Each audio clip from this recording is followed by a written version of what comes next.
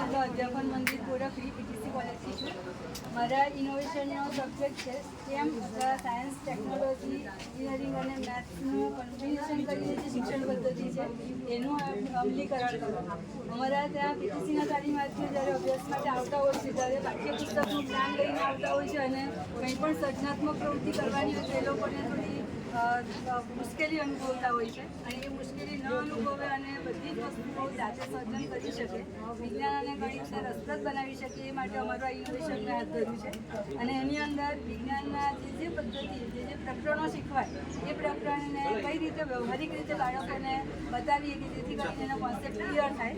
અને એ માટે ધારો કે હવા જગ્યા રૂપે છે પ્રકરણ શીખ્યું પછી અમે આ એક સાધન બનાવ્યું અને એને બાળકને આ રીતે પાણીમાં મૂકવા કીધું તે એટલે આખો ઊંચો થશે અને સમજી શકશે કે હવા જગ્યા રોકે છે. એટલે હવા જેવી વસ્તુ જોઈ નથી શકાતી પણ તે આ રીતે બતાવી શકાશે. હવા દબાણ કરે છે કે અહીંયા આગળ આપણે જોઈ શકીએ કે પાણી નથી પડતું પણ હું જેવી અંગૂઠો ઊંચો કરીશ તો પાણી પડવા મળશે અને સ્ટોપ કહીશું તો એ અટકી જશે. તો એમાં પણ હવાનું દબાણ રહેલું છે. પછી બાળકને બતાવે આટલું નાનું છિદ્ર છે એમાંથી હવા જાય છે અને આ રીતે દબાણ કરે છે. એ જ રીતે ચુંબકનું પ્રકરણ શીખવાયા પછી અપાકર્ષણ શીખવા માટે આ ચુંબક ગાજર ખવડાવીએ છીએ સસલાને તો એ ખાય છે અને કાંટા છે તે નથી ખાતું. એવી એક નાનકડી રમત દ્વારા આકર્ષણ અપાકર્ષણનો નિયમ સમજાવી શકાય છે. એ ઉપરાંત વિદ્યુતના કેટલાક રમકડા તૈયાર થઈ રહ્યા છે આ રીતે. તો વિદ્યુતનું ગતિ ઉર્જામાં રૂપાંતર થાય એ સમજાવવા માટે અહીંયા આગળ નાનકડી સર્કિટ બનાવેલી છે અને એને આપણે આ રીતે જોડશું તો પંખો ચાલશે. પછી એ જ રીતે અહીંયા આગળ આપણે બલ્બ આગળ મૂકીશું તો બલ્બ પ્રકાશિત થશે અને એ રીતે વિદ્યુતનું જે પરિપથ છે એની સંકલ્પના વધારે સ્પષ્ટ થશે. એક નાનકડું આવી એક કેબલ વિદ્યુત બનાવ્યું છે અને એમાં પણ આપણે આ રીતે સર્કિટ સ્વિચ જેવી ઓન થાય તેવું ગતિ ઉર્જામાં રૂપાંતર થશે એ સમજાવી શકાય છે. બીજું એ જ સ્થિતિ ઉર્જા ગતિ ઉર્જાનું એક પ્રકરણ છે. એમાં ગતિ ઉર્જાનું સ્થિતિ ઉર્જાનું ગતિ ઉર્જામાં રૂપાંતર થાય છે. એક ડિગ્રીને આપણે બોલાવશું તો બાકીની બાજુની ડિગ્રી આપોઆપ ગતિમાં આવી જશે. તો એ જે સિદ્ધાંત છે તે પ્રાયોગિક થિયરિકલ સમજવામાં મુશ્કેલી પડે છે ત્યારે પ્રાયોગિક રીતે કરવાની સમજી શકાય છે. એટલે બધા જ આ વિજ્ઞાનના એક રીતના મોડેલ્સ બનાવેલા છે અને ગણિત ગમ્મતને આધારે બાળકોની મથામણ કરવાની શક્તિ વધતી હોય છે અને એ લોકો મથામણ કરીને ગણિત શીખતા હોય છે. અને એમાં પછી એ જોવા મળ્યું છે કે તાલીમાર્થીઓમાં પણ ગણિત અને વિજ્ઞાન પ્રત્યે રસરૂચિ વધતા જાય છે અને સૌથી વધારે એનામાં સર્જનાત્મકતા વધે છે. બીજી વસ્તુ એ લોકોને થોડી આર્ટનો ઉપયોગ થાય છે એટલે અને રિસાયકલિંગની ભાવના વિકસાવી કંઈ પણ વસ્તુ ફેંકતા પહેલાં વિચારશે કે આનો કંઈક ઉપયોગ થશે કે કેમ. અને એ રીતે બાળકોને આ એક બલૂન કાર બનાવેલી છે તેની અંદર પણ અહીંયા ફૂગો ફૂલાવીને છોડી દઈએ તો ગાડી આ રીતે ગતિ કરશે. તો એ રીતે અને બીજું એક આ દ્રષ્ટિ સાતત્યનું રમકડું બનાવ્યું છે તેમાં પોપટ પાંજરામાં છે એ જોઈ શકાય છે. આ બધા વિજ્ઞાનના અને અહીંયા જે કેટલીક છે તે ગણિતની પઝલો છે અને એ પઝલ દ્વારા પણ એ લોકોની બાળકોની જે માનસિક શક્તિ છે તે વિકસે છે.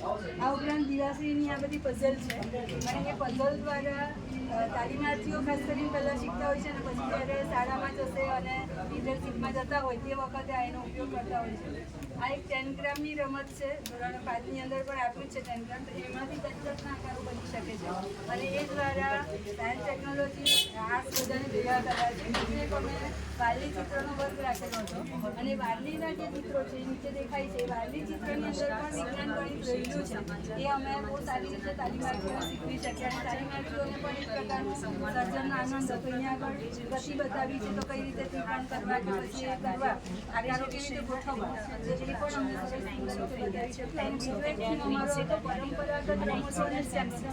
હવે પરંપરાગત રમતોની અંદર કબડ્ડી છે, લખોટી રમવું, અમદાવાદ રમવું એ બધી જે આપણી પહેલાંની પરંપરાગત રમત હતી એની અંદર પણ સાયન્સ અને ટેકનોલોજી એ અમે આગળ પ્રદર્શિત કરીએ છીએ કે લખોટી રમવી હોય તો કેટલા બળથી આપણે આંગળીને ધક્કો મારશું તો લખોટી બહાર નીકળશે. એની અંદર પણ ગતિ અને બળ અને બધી પ્રણાલી જે વાત છે તેની અંદર આપણે આ એક રમકડું બનાવેલું છે અને એ રમકડાની ધ્વજના જે લંબાઈ ઉપર આધાર રાખે છે. લંબાઈ વધારે ઓછી છે તો એ પ્રમાણે મૂળ આ જે આખા ઇનોવેશન છે તેના દ્વારા તાલીમાર્થીઓનો રસ વધ્યો, વૈજ્ઞાનિક વલણ કેળવાયું, આત્મવિશ્વાસ વધ્યો, શક્તિ વધી છે.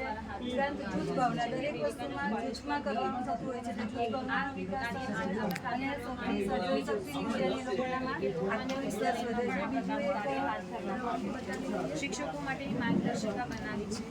એક નાના બાળકો માટે આવી રીતનો એક અંક તૈયાર કર્યો છે કે જેની અંદર ટપકા જોડીને આકૃતિઓ બનાવવાની જુદા જુદા એવા આકારો ભેગા કર્યા છે જેમાં ટપકા જોડોની પ્રવૃત્તિ આવે છે કે આ રીતે ટપકા 1 2 3 એટલે એ દોરે છે ચિત્ર પણ એનું ગણતરી પણ એની થતી જાય છે અને અંક અને પછી ચિત્રમાં રંગ પૂરે એટલે એ રીતે ઘણા બધા આવી રીતે બનાવ્યા છે અને તે રીતે ટપકા જોડવાનું આખું આ બનાવ્યું છે અને એની અંદર ભૂલભુલામણીથી માંડીને બધી જ રમતો લીધી છે જે નાના બાળકોને ગમે ભૂલભુલામણીનું આ એક એવું મોડેલ બનાવ્યું છે કે જે પ્રાયોગિક રીતે બધા કરી શકે એનો અમલ અને એ રીતે લખોટી ફરતી ફરતી સુધી કાઢવાની છે તો અહીંયા આગળ લખોટી મૂકી દીધી અને એ લખોટીને આ રીતે કપડાવતા એ લોકો બહાર ચાલતા જશે અને કઈ રીતે બહાર નીકળે છે એની મથામણ કરશે ક્યાંક આવીને અટકી જાય તો વળી પાછું એનું આખું સર્કલ ચલાવશે અને આ રીતે અમારો આજે આખો પ્રોજેક્ટ છે એ અમારી શાળા બીટીસી કોલેજ અને અમારી નજીકની બધી શાળાઓની અંદર એનો અમલ કરીએ છીએ અને આ જ રીતે બીજી બધી કોલેજોમાં પણ